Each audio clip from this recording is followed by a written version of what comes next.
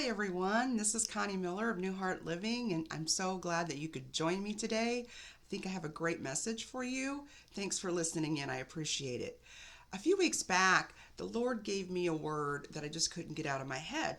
And I thought I was supposed to write something about it, but I feel like I'm supposed to do this video today. So let's just face it. With everything that's going on in the world today and in our nation, it is so easy to get distracted. I know for myself it's been difficult, and I know other people that it has, and it's hard to tell what we're supposed to focus on. Although we do need to pay attention to what's going on in the world and in our country, we have to be careful because it's so critical that we do what we're supposed to be doing right now. So the word that God gave me was occupy. So I'd like to give you the definition about the word occupy and then talk with you a little bit about this. So the word occupy means to dwell or reside in, to be situated in, provided with money or possessions, comfortably situated, to fill or preoccupy the mind or thoughts, to live or be established in. And finally, seize possession of and maintain control over forcibly. So there's a lot of depth into this word. So I'm excited to get into this. So I want to give you a verse that, first of all, I think is the primary thing that we're supposed to be focusing on right now. And it doesn't matter what's going on in the world or in the USA. I think this is first and foremost what we should be focusing on. So it's in Romans 12, 6 through 8. It says, "But having different gifts, according to the grace which has been given to us, whether it be prophecy, let us prophesy, according to the proportion of faith, or service, let us occupy ourselves in service, or he that teaches in teaching, or he that exhorts in exhortation, he that gives in simplicity, he that leads with diligence, he that shows mercy with cheerfulness." So did you notice the occupy word in there? So each one of us have been bestowed by the Lord God with certain giftings. Every one of us have giftings. It doesn't matter what they are. We can have more than one. We can have several. But it says, notice it says, let us occupy ourselves with these things. So whatever your gift is, that is what you are to be occupying yourself with. So for instance, I have the gift of teaching. I have a gift of writing. That's a talent I have. Some have an incredible gift of encouraging. And there's just so many wonderful gifts that the Lord bestows upon us. So no matter what's going on or what season I'm at in my life, I am to occupy myself with those giftings. I am to focus myself on those giftings and using those giftings, because the giftings that we're given is not for ourselves. It's for all of you. So that my gift of teaching is not for me. It's to give away to somebody else. So I need to occupy myself with my gift. Does that make sense? That verse, I mean, there are some translations of that doesn't use the word occupy, but it fits right in. And I don't remember which version this one is, but it is occupy. So let us occupy ourselves with our giftings. So going on, I want to talk to you about Deuteronomy 19, and starts at verse 11. It says, "And he called his 10 servants and delivered them 10 pounds and said unto them, Occupy till I come." So, I'm sorry, that's chapter 19, but it is verse, I think it's 11. Yes, I believe it's 11. So anyway, this story is a story of investment. Now, I want to read to you the full story.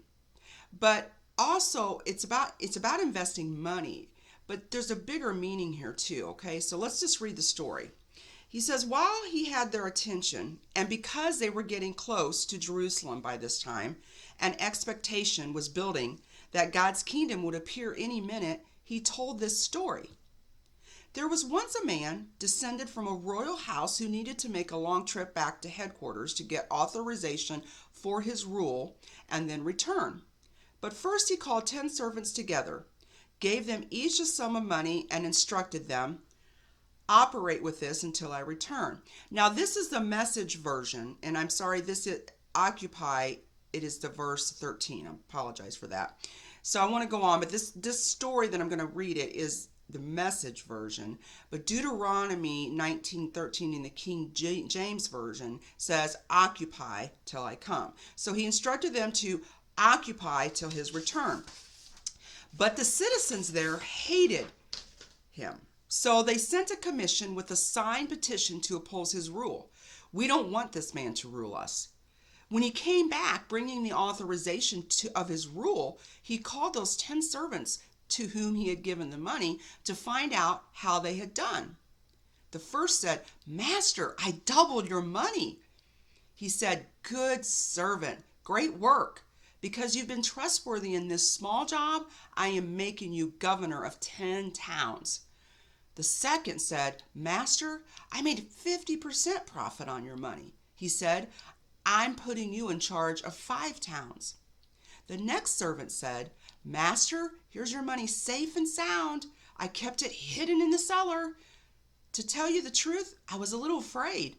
I know you have high standards and hate sloppiness and don't suffer fools gladly. He said, you're right that I don't suffer fools gladly, and you've acted the fool. Why didn't you at least invest some money in securities so I would have gotten a little interest on it? Then he said to those standing there, take the money from him and give it to the servant who doubled my stake. They said, but master, he already has double. He said, that's what I mean. Risk your life and get more than you ever dreamed of. Play it safe and end up holding the bag. As for these enemies of mine who petitioned against my rule, clear them out of here. I don't want to see their faces around here again. Boy, there is a lot in this story that we can glean, some wisdom we can glean from.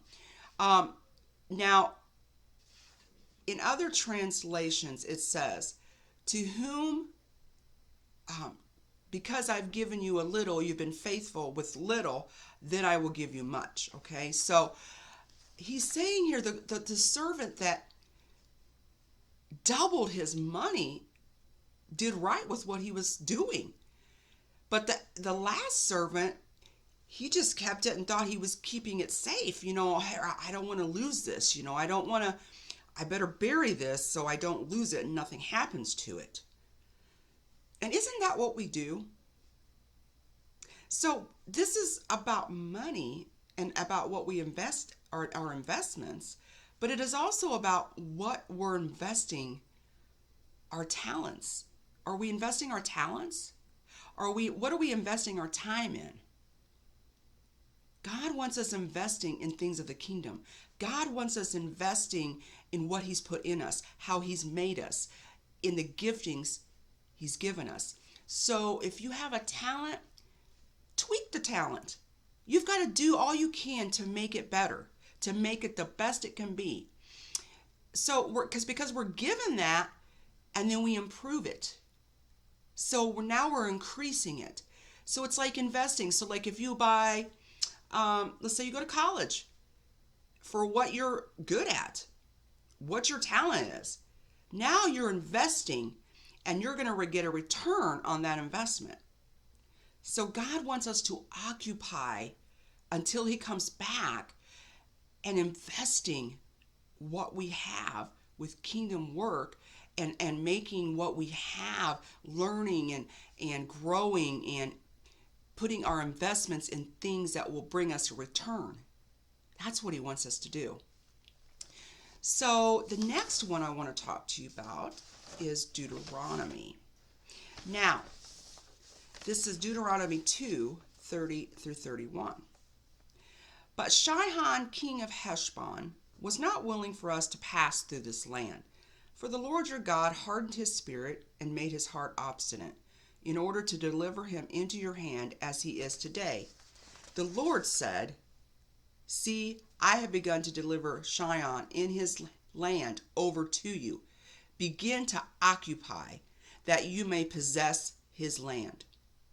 So during the Exodus, Moses peacefully requested King Sihon of Heshbon to allow the Israelites to pass through his land and buy food and drink.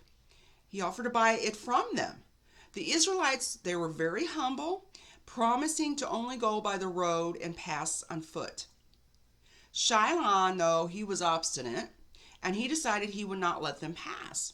So God appeared to Moses and told him that he gave Sihon and his land to the Israelites, and they could occupy his land.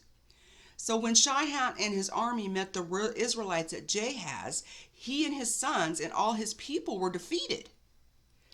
All of his cities were captured, and every city, man, woman, and child were killed, and God gave all into the Israelites' hands. Now, I wonder what we're waiting on, that God says, it's yours. Go occupy it. So let's go back to the definitions. So, dwell or reside in. So, first of all, I want to turn this around, is that we must know that God dwells in us. You see, in the Old Testament, it was a visitation from God. Now, in the New Covenant, in the New Testament, we are a habitation of God. We are the dwelling place of God. He lives within us. He dwells within us. He resides in us. That's exciting. So wherever we go, he is residing with us. So let's talk about this be situated in. So situation is like a location. So he says, occupy the location that I've placed you at. Occupy your neighborhoods. Be situated, be comfortably situated with where I have placed you, and occupy. Be occupied with or in. Fill or preoccupy the mind or thoughts. What are we occupying our mind with? What are we watching? What are we listening to? What are we giving attention to where that we shouldn't be, where maybe we need to focus somewhere else? I wanted to share with you, there's a lot of focus on about it being the end times, that we're in the end times, and we may very well be. I don't disagree that there's a lot of stuff going on that has never happened before, and I think everybody is feeling this, even unbelievers. And I see people focusing about the rapture. And while this can all be a good tool, especially to those who don't believe in Jesus and you want to see them have that relationship with Jesus, that's a wonderful tool. But I think some of us are getting a little too focused on that. And we're spreading a doom and gloom message. We need to be spreading the good news. It doesn't matter what's going on in our land. The good news is still here. You know, and we got to be careful that we're not occupying our minds with doom and gloom as well as believers, because I know this is something I have to battle, and there's a lot of evil going on right now. There's a lot of injustice going on right now. There are a lot of things that are just wrong. And it's so easy to occupy your mind with that and get so focused on that you totally forget the good news, that the good news lives in you.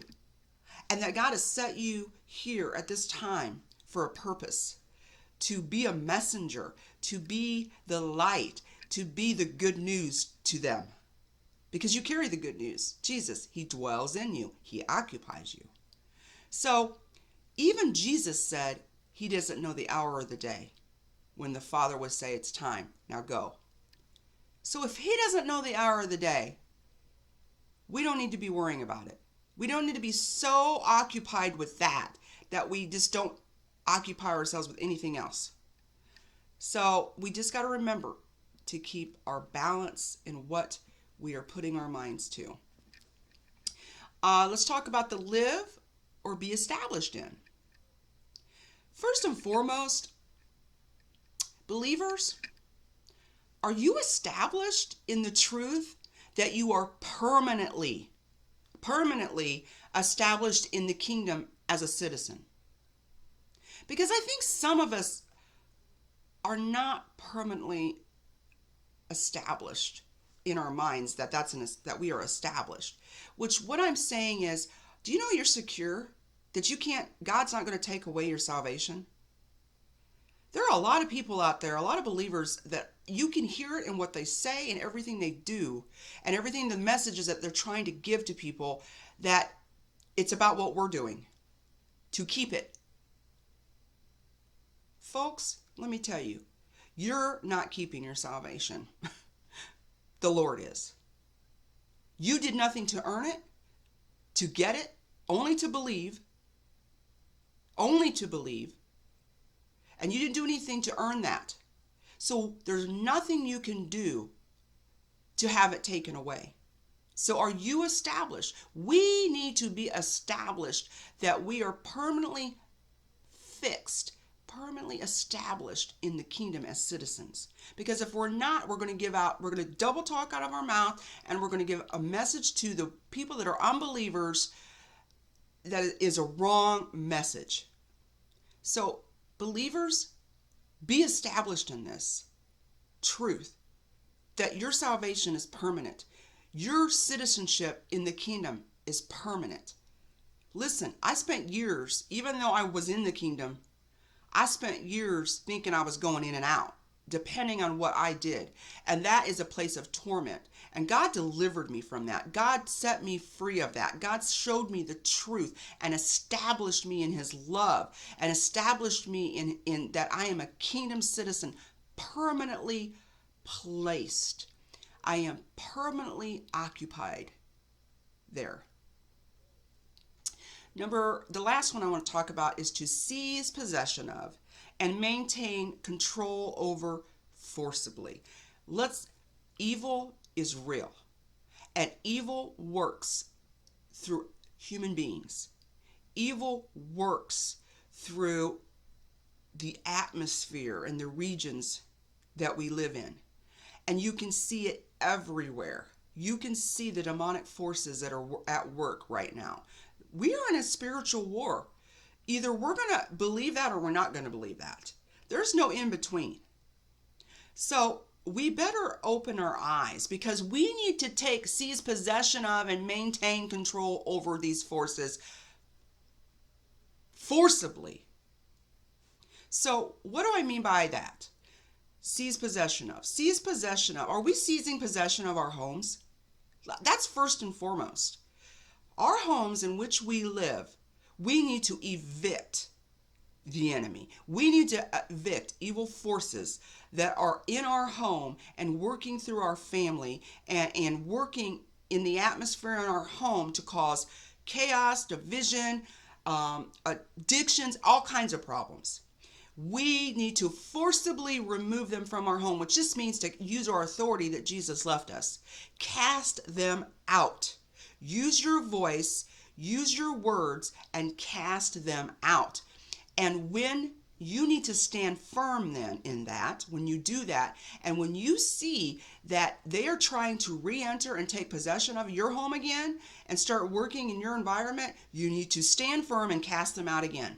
Because they're going to know that you're not serious the first time. They're going to test to see if you are serious, and they're going to keep coming at you until they see that you're serious.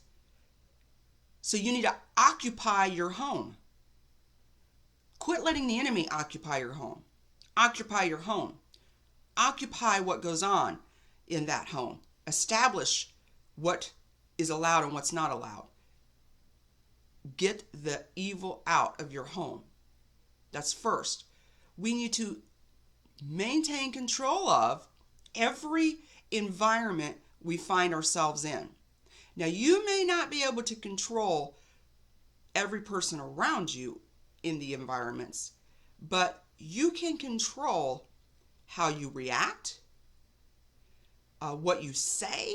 Are you saying something that's in agreement with evil or in agreement with what God says? because that's one way that you occupy your environment. So, and lastly, the most important is we need to seize possession of and take control of forcibly our internal atmosphere. And let me tell you, this is the one that is the hardest for me and for probably all of you that are listening, is maintaining, occupying our internal atmosphere and not letting lies occupy our internal atmosphere, not letting chaos occupy our internal atmosphere. Because, the Lord lives in you. So we have to live from an internal place. Live from where God resides within you, with spirit to spirit. Live from your spirit. You have to think about that. That's something that we can't do naturally. We have to deliberately occupy our minds with this truth that He is living in us. What are you saying, God? What are you saying in this situation to me that I'm in? What are you wanting me to do in this situation? If we engage our minds, occupy, He's gonna let us know. But I'm telling you, a lot of us have an internal environment that is crazy. You cannot always control what's going on around you with people, but you can take control over your internal atmosphere. God lives there. Do not allow them to trespass in that place. And that really comes back to your mind, the spirit of your mind. What you're thinking, casting down vain imaginations and everything that exalts itself against the knowledge of Jesus. Because there are things coming at us, there are thoughts. We can't always control the thoughts that are coming through our head, but we can control what we focus on. We can control what we think about. We can control what occupies our mindset. So take control of your internal atmosphere. Occupy that place with thoughts of God, with thoughts of the truth, with thoughts of all He's done already in your life, with thoughts of what He's doing right now in the world. Look around you. Occupy your mind and see with His eyesight. See with what He's doing. Because I'm telling you, if we just look through our fleshly eyesight, our carnal eyesight, it is doom and gloom. It does look like there's no hope. But we know as believers, we've got to occupy our minds with the thoughts that we know that our hope is in Jesus, that our hope is that He is working, that our hope is, look at what He's doing. Okay, so we might hear 10 negative things, but look at the 3 things that you hear that you know that He's doing. Occupy your mind with, look, He's taken down child trafficking like never before. He's exposing things. He's revealing things. He's upgrading us during this time. This isn't a doom and gloom time. This is an exciting time. And I'm telling you, we've got to occupy our mind, our internal atmosphere with these thoughts that we are kingdom citizens placed here to occupy the land. Okay, so we need to occupy our neighborhoods. He has placed you. He's situated you. To occupy wherever you are. He says, you go and occupy the land. He will do what we can't do. He will fight evil where we aren't to fight it. Because let me tell you, there's certain atmospheres and there's certain places, because people have opened doors, and the enemy, even though they may be trespassers and they don't know it, they have to get them out of their house. We can't get them out of their house. This house is where we have authority. Like where I live is where I have authority. Does that make sense? I can't go to my neighbor's house and start evicting things out of their house. Now, can I pray that God would open their eyes? Can I pray that God would guard their home from evil invading them? Yes, absolutely. But I can't go in unless they give me permission. Let's just say there's a trespasser, or there's people or let's just say it could be friends. I can't go evict the friends from their house or the people that are in their house. I don't have authority in that house. That's my neighbor's house. I have authority in my house. So know where your authority lies. Yes, he's given us all authority against to work and to do things in this world, but only as he says and guides. Does that make sense? Because I'm just learning about this. That I thought I could take authority over demons over regions, but I'm learning through some incredible teachers that he's brought in my path that you pray for God to take authority over those regions. You go in prayer and because the angels are the ones that war in the atmosphere above us. In this atmosphere, they war there. But when they come and trespass where we have authority, which is the earth realm and the specific places God places us, then we can evict them. But I can pray for God and his angels to evict over regions. I can't go there and war. I could be you will set yourself up for a warfare like you never believed in, an attack that doesn't really have to be, because we're overstepping what God is supposed to do with the angels as they go to war. But when they're in my environment where I have authority, let's just say, okay, I go into the prisons, right? Now, God has, and I go in and teach, and I haven't done it for a while because of COVID, but I'm praying that we get back in there soon. But when I go in there, when I step foot into that room that I'm teaching in, I have authority over what is in that room because I am there now. And it's what can affect me. Now, I can pray for things to not come in that door, for God to go to war, his angels to prevent things from walking into my atmosphere where I have the authority as I'm teaching. But I don't have authority over the whole prison. I can pray for God to go and do what he needs to do with the angels, the warring angels. Does that make sense?